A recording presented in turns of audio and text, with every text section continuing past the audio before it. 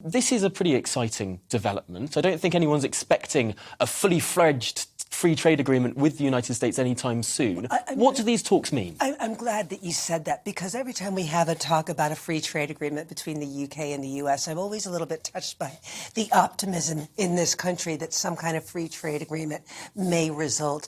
The US is not a free trading country at the world, and we thought so much about Donald Trump and the tariffs that he put on people. You know, he called himself tariff man. Joe Biden is equally he's an equally unfree trader. Does that make sense? He's equally dubious about free trade. He's just a lot more quiet about it. There is absolutely no indication at the moment that America is looking for a free trade deal with the UK or anyone else. It's interesting that the conversation in the United States seems to have moved a very long way from the Reagan-Clinton, I suppose, almost consensus that trade was good, that NAFTA was established, that all of these sort of this liberalisation of the 90s.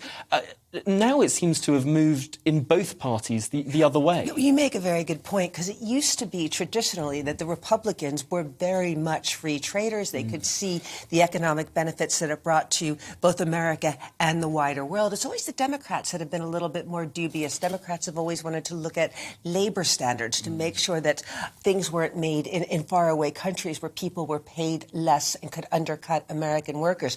But now in America, we do seem to see both.